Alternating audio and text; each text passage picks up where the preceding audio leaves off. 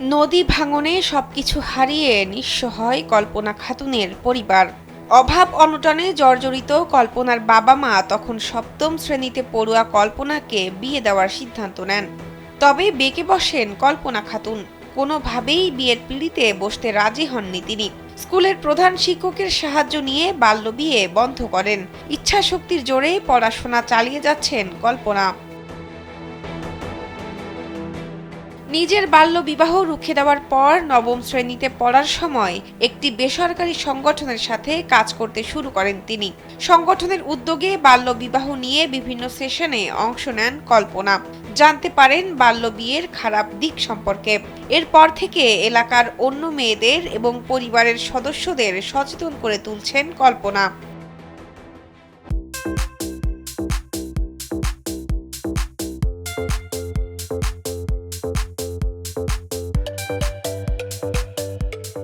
কল্পনা খাতুনের বাড়ি কুড়িগ্রামের নাগেশ্বরী উপজেলার বামনডাঙ্গা ইউনিয়নে। বর্তমানে তিনি পড়াশোনা করছেন স্নাতক প্রথম বর্ষে। পড়াশোনা শেষ করে নিজের পায়ে দাঁড়াতে চান কল্পনা।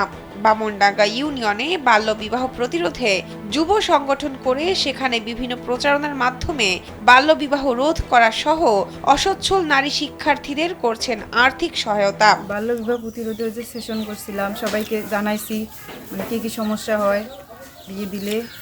সবাই সব মেয়েদেরকে নিয়ে মিটিং করছি, করার পর তাদের বাবা মাদেরকে বুঝাইছি। কল্পনার মা মমেনা বেগম ও বাবা হাবিবুল্লাহ মিয়া জানান, তখন নদী ভাঙনে সবকিছু হারিয়ে বিপদে পড়ে মেয়েকে বিয়ে দিতে চেয়েছিলেন। তবে মেয়ে রাজি হয়নি বলে বিয়ে দেননি তারা। নিজেদের সাধ্য মতো মেয়ের পড়াশোনা চালিয়ে যাচ্ছেন।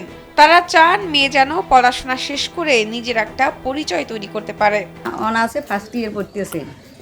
আপনারা সবাই দোয়া করবেন আমার মেয়ে যেন ভবিষ্যতে বড় হতে পারে, কিছু করি খেতে পারে। এলাকাবাসী বলছেন কল্পনা তাদের সমাজের গর্ব। তার মতো মেয়ের সংখ্যা সমাজে বৃদ্ধি পেলেই সমাজ ও জাতি এগিয়ে যাবে, দেশের উন্নতি ঘটবে। শাহনাজ পারভিন, কালবেলা।